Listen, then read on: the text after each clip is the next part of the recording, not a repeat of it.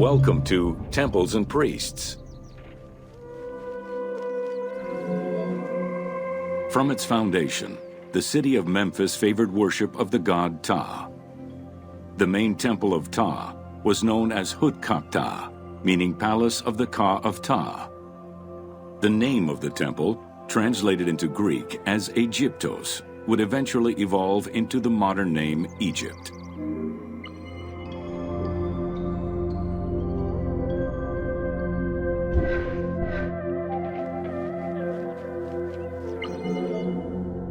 Temples were the center of religious, political, and economic life in ancient Egypt. These sacred places were viewed as the literal home of the gods and goddesses. As such, every aspect of them required care and reverence, all of which was accomplished through elaborate ritual.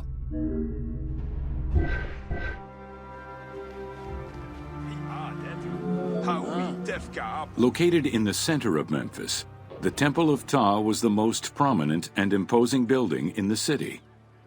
The long walkway leading toward the temple, known as the Dromos, was guarded by rows of sphinxes. The entire sacred area was designed to keep the statue of the god protected, deep within the sacred enclosures that surrounded it.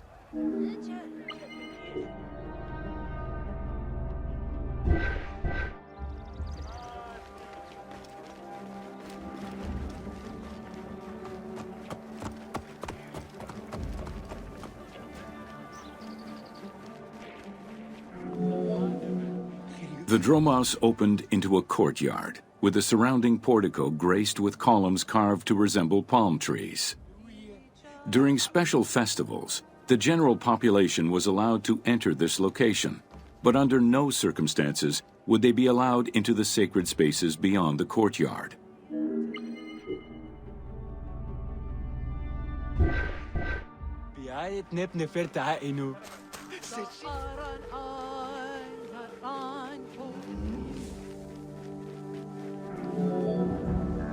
The Memphis Alabaster Sphinx was discovered in 1912, almost completely buried in water and sand.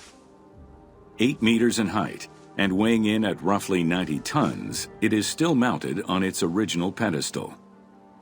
Though it is called the Alabaster Sphinx, it was in fact carved from common calcite rock, which is similar in appearance and texture to alabaster.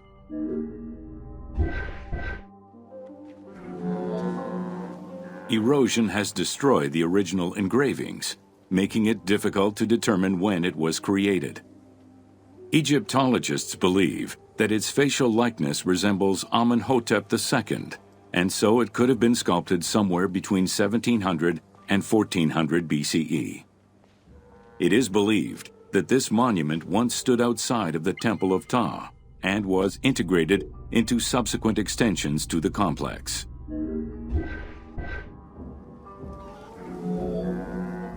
The size of the imposing sculpture reflects the importance it had to the temple during the New Kingdom. This Sphinx is one of the few remaining artifacts from the ruins of Memphis to survive.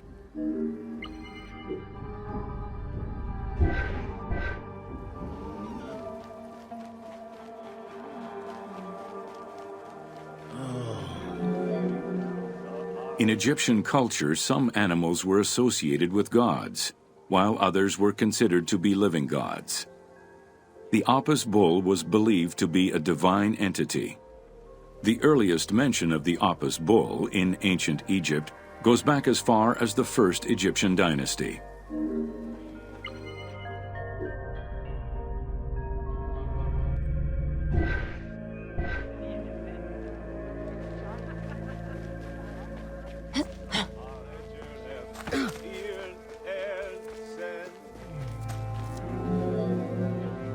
Originally the symbol of fertility, the Apis bull was linked to the god Ra, with the image of the sun carried between its horns. Later it was associated with Osiris, the ruler of the underworld, thus becoming the funerary divinity Osorapis.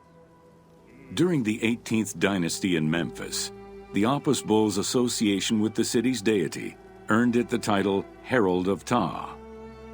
The Apis bull was so revered that even Alexander the Great, upon his arrival in Memphis, gave honor to Apis.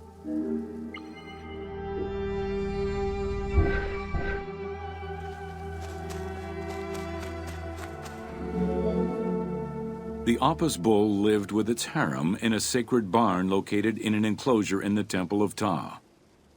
Each bull bore 29 signs representative of its divinity. Among them, the bull had an eagle-shaped mark on its back, a double tail hair, and a scarab-shaped mark under the tongue. The signs were intended to correspond with the lunar cycle. After its death, Egyptians would search for its reincarnated form among the livestock.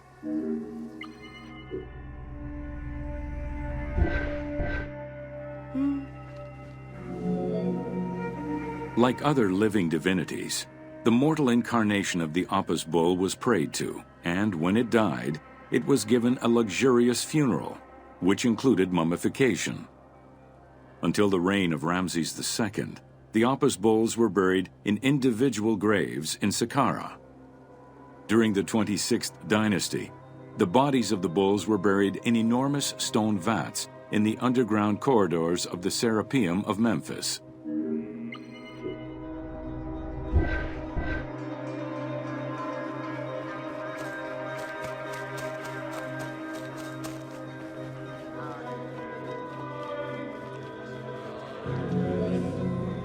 Ancient Egyptians believed that temple rituals were essential to maintain order in the cosmos and allow communication between humans and gods.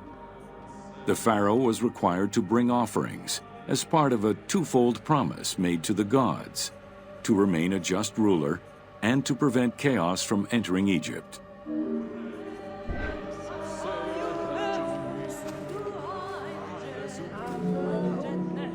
Details of the ceremonies found on temple walls provide a thorough overview of the stages of the daily ritual.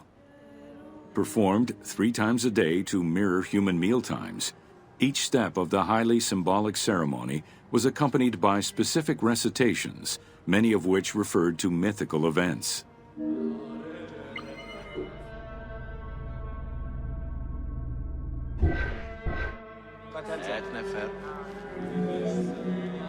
The high priest would first awaken the sleeping god with a chant.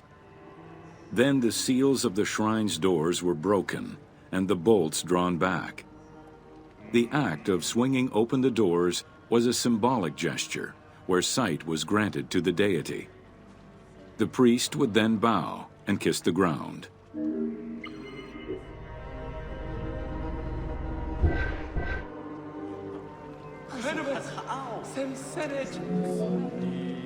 The god was then washed with incense-infused water, and its mouth rinsed with mineral salts. The cleansing was followed by adorning the statue with jewels and royal garments. The final ritual required the priest to sweep away any footprints in order to prevent evil from approaching the god.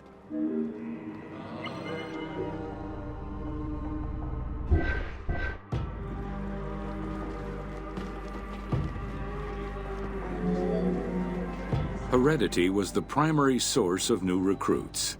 Rarely was an outsider allowed this position. At the top of the temple hierarchy was the high priest. Each temple dedicated to a god had at least one high priest devoted to its care and service. During the Ptolemaic dynasty, one family held the position of high priest in Memphis for almost 300 years.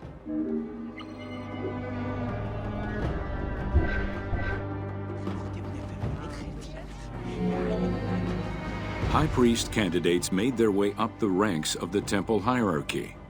The one chosen to occupy the lofty position of high priest was usually confirmed by the pharaoh. Several of the high priests were also important officials in the government.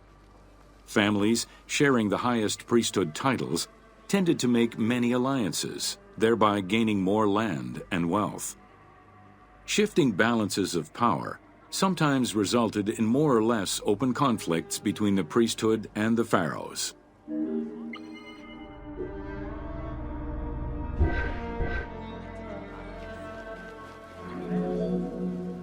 In the 21st dynasty, Thebes became the capital of an almost entirely theocratic government. The city was headed by king priests who spoke and governed in the name of the god Amun, in open opposition to the ruling pharaohs. These king priests caused a massive decentralization of power, known as the Third Intermediate Period.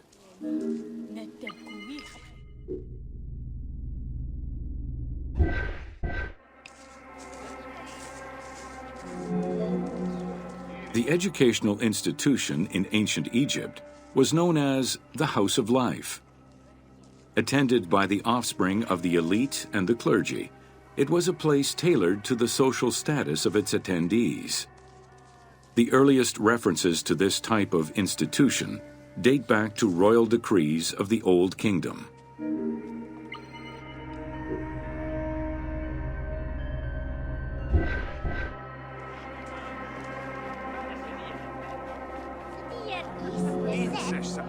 Only two known centers have been uncovered, one in the abandoned city of Akhetaten and one at the temple of Ramses II on the west bank of Thebes.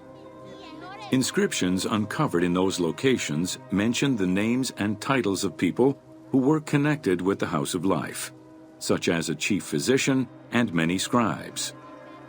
It is presumed that by the late kingdom, every temple had a House of Life.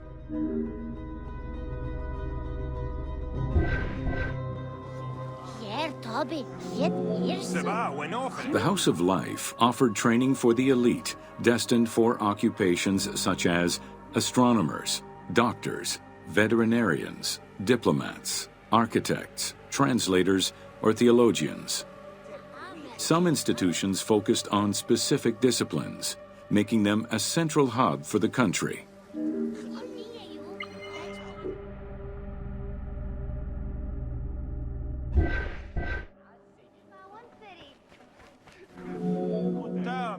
Not limited to instruction for young students, the House of Life was a source of reference for many scholars, with rooms dedicated to papyri of many disciplines. Because papyri were preserved there, the Greco-Romans referred to the House of Life as a library.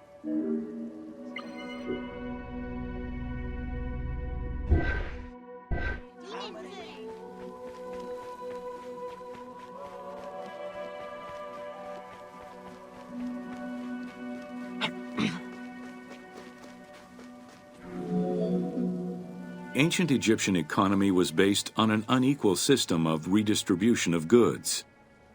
The state of Egypt collected the crops, and the temples distributed them throughout the provinces. Since the only people capable of counting and ensuring a fair redistribution were the educated scribes, this meant that the temples played a pivotal role in this process.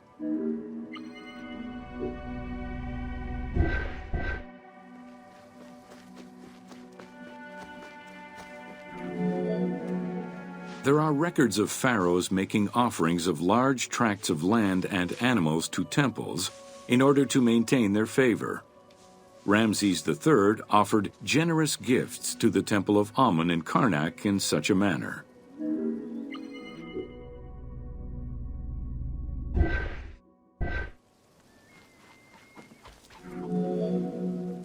Palaces, warehouses, and granaries were built inside the temple compound to better control the redistribution of goods. The size of the recorded numbers of goods, combined with every other function filled by temples, only serves to confirm their might as economic, religious, and political centers of power within Egypt.